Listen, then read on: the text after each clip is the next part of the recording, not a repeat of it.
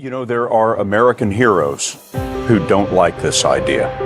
Neil Armstrong, Gene Cernan have both testified against commercial spaceflight and the way that you're developing it, and I wonder what you think of that. I was very sad to see that because those guys are,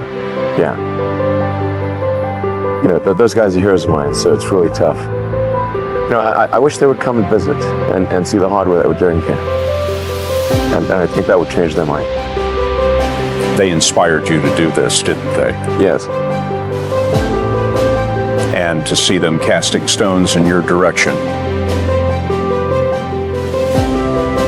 It's difficult. Did you expect them to cheer you on? So they're hoping they would. What are you trying to prove to them? What I'm trying to do is to make a significant difference in spaceflight and help make spaceflight accessible to almost anyone. One of the most difficult choices I've ever faced in life was in 2008. I think I had maybe $30 million left, or $30 or $40 million left in 2008. I had two choices. I could put it all into one company, and then the other company would definitely die, or split it between the two companies. But if I split it between the two companies, then both might die. When you put your blood, sweat, and tears into creating something, or building something, it's like a child. And so it's like, which one am I going to let one starve to death? I couldn't bring myself to do it, so I split the money between the two. Fortunately, thank goodness, they both came through. What was your biggest failure, and how did that change you? Well, there's a ton of failures along the way, that's for sure. As I said, for SpaceX, the first 3 launches failed, and we actually were just barely able to scrape together enough parts and money to do the 4th launch. If that 4th launch had failed, we would have been dead. So multiple failures along the way. I tried very hard to get the right expertise in for SpaceX. I tried hard to find a great chief engineer for the rocket, but the good chief engineers wouldn't join, and the bad ones, well, there was no point in hiring them. So I ended up being chief engineer of the rocket. So if I could have found somebody better, then we would have maybe had less than 3 failures. That 3rd failure in a row, did you think, I need to pack this in?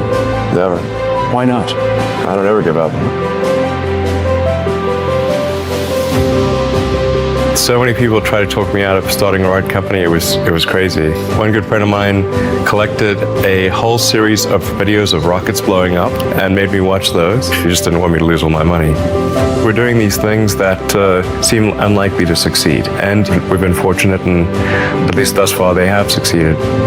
Now is the time to take risk. You don't have kids.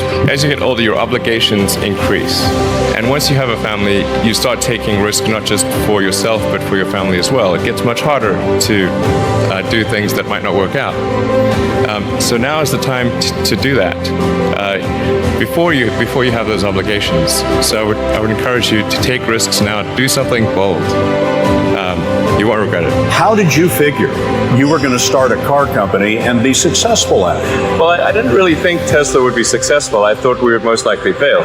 But I thought that we at least could address the false perception that people had that an electric car had to be ugly and slow and boring like a golf cart. But you say you didn't expect the company to be successful, then why try? If something's important enough, you should try, even if the probable outcome is failure.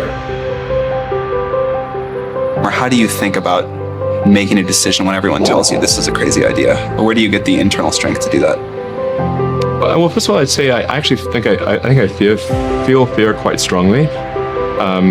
So it's not as though I just have the absence of fear. I feel it quite strongly. But there are just times when something is important enough, you believe in it enough, that you do it in spite of fear.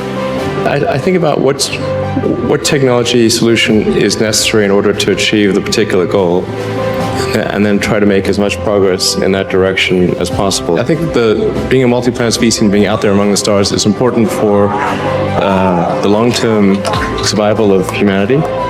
And that's one reason. But then the part that I find personally most motivating is that it creates a sense of adventure.